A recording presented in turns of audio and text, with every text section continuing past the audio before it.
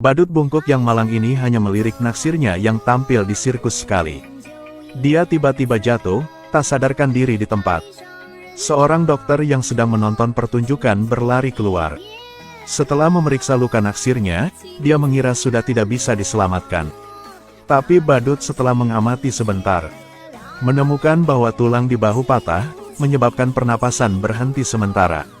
Waktu sangat mendesak. Pergi ke rumah sakit pasti tidak akan tepat waktu. Jadi badut itu meminjam jam saku dokter. Menjepit di posisi tulang selangka naksirnya. Kemudian melemparkan pukulan. Dia memperbaiki tulang selangka naksirnya yang patah. Naksirnya segera bangun. Dokter sangat senang melihat ini. Pikir badut itu sangat berbakat. Tinggal di sirkus terlalu disayangkan.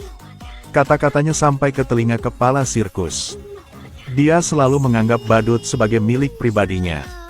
Jadi dengan marah membakar semua buku medis badut itu. Dan mengunci badut itu di dalam sangkar besi. Tapi di tengah malam dokter muncul lagi. Ketika dia diam-diam membuka sangkar besi yang menahan badut. Secara tidak sengaja ditemukan oleh pemimpin tim. Segera mengirim seseorang untuk melacak kedua orang itu. Mereka mengatasi penghalang. Akhirnya keluar dari sirkus melalui pipa air. Nasib badut juga akan berubah dari sini.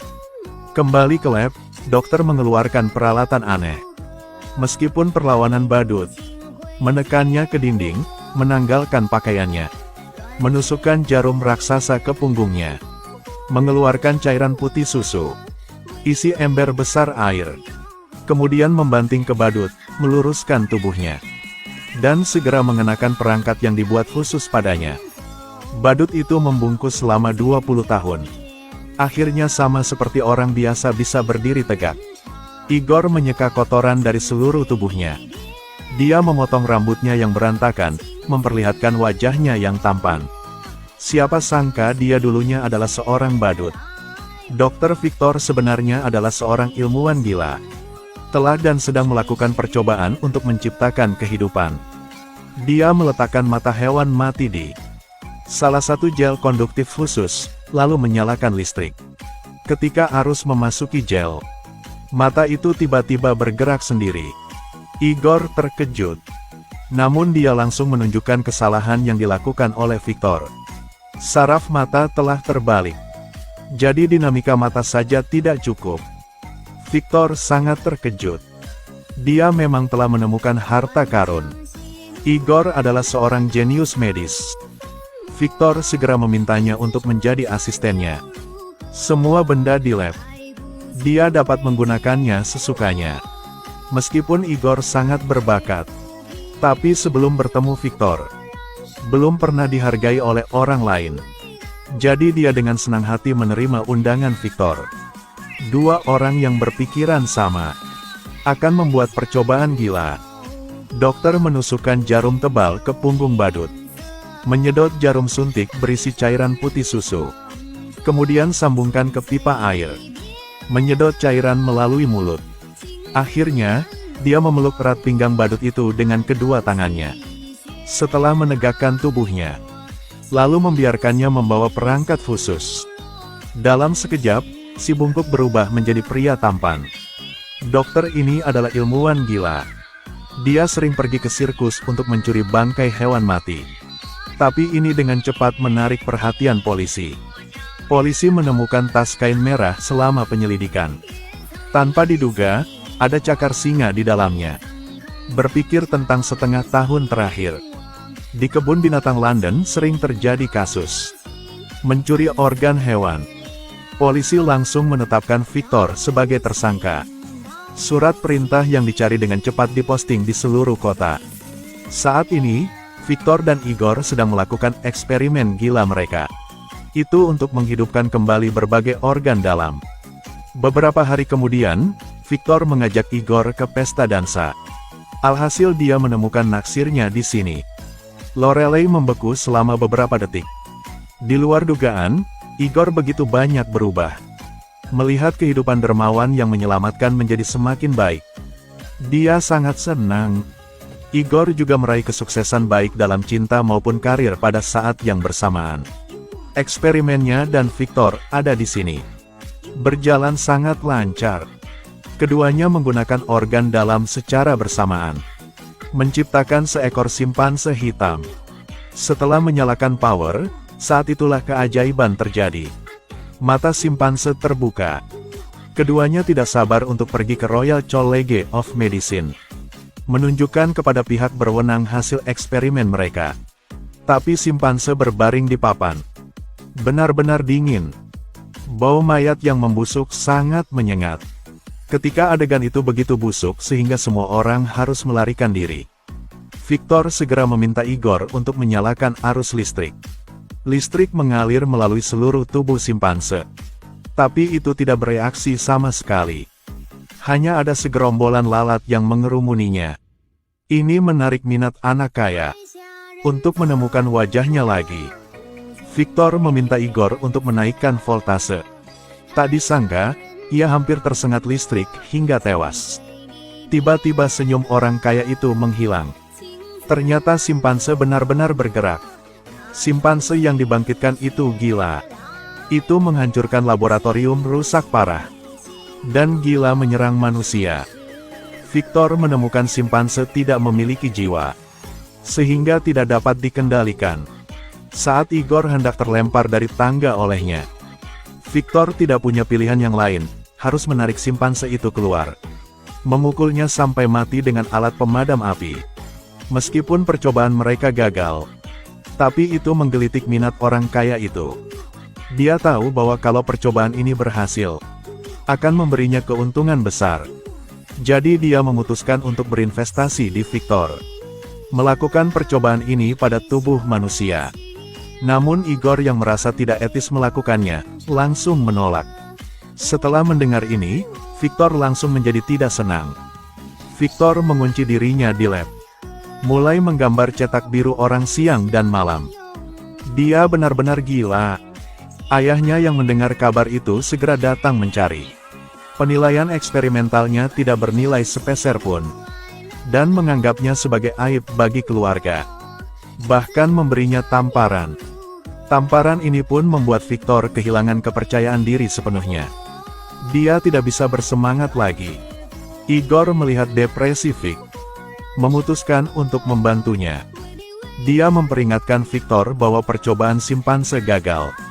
Itu karena tubuhnya tidak dapat menangani terlalu banyak energi. Akhirnya bernapas akan menjadi melelahkan. Jadi dia mengusulkan kali ini menambahkan jantung dan 2 paru-paru ke subjek tes, untuk melakukan aktivitas energi untuk tubuh raksasa. Dapatkan ide baru. Keduanya segera mulai menggambar draft pertama. Dengan kerjasama yang sempurna dari mereka berdua, sebuah rencana besar selesai. Igor dengan bersemangat berbagi kegembiraannya dengan Lorelei, menari untuk merayakan bersamanya. Namun saat pulang subuh keesokan harinya, wajahnya langsung menggelap. Dia menemukan polisi mendobrak pintu laboratorium. Igor segera berlari ke lab melalui pintu belakang, memberitahu Victor dengan cepat melarikan diri. Pada saat ini, mayat beku raksasa muncul di depan matanya. Victor memberitahu Igor, orang ini sudah lama menggunakan narkoba. Gunakan dia untuk eksperimen, sebagai kontribusi kepada masyarakat. Keduanya membawa peralatan laboratorium yang berharga, melarikan diri ke kastil orang kaya itu.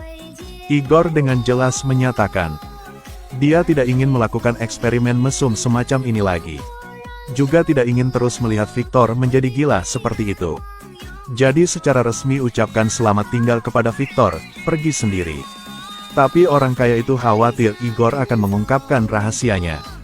Segera mengirim seseorang untuk menculiknya. Dia mengikat tangan dan kakinya dan melemparkannya ke laut. Tapi Igor telah bekerja di sirkus selama bertahun-tahun. Dia telah lama melatih tubuh lentur yang dapat dengan mudah melepaskan diri dari belenggu. Dia melarikan diri ke rumah Lorelei. Namun dalam hatinya masih belum bisa melepaskan Victor. Dia melihat arloji saku di tangannya, memikirkan niat jahat orang kaya itu. Akhirnya mau tidak mau kembali ke fasilitas penelitian orang kaya itu. Victor saat ini sedang melakukan percobaan untuk menghidupkan kembali orang mati. Dia memasukkan 2 jantung dan 4 paru-paru ke dalam tubuh raksasa yang dia ciptakan.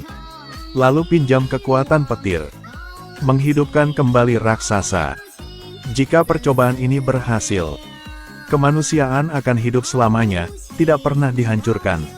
Mereka mengikat raksasa itu ke perangkat kebangkitan. Mereka bersedia untuk memimpin petir masuk untuk mengisi ulang. Sekarang Igor lari ke kastil. Beritahu Victor tentang orang kaya yang berencana membunuhnya. Dia juga menyuruhnya untuk melarikan diri bersama. Tapi Victor tidak peduli dengan hidup atau mati.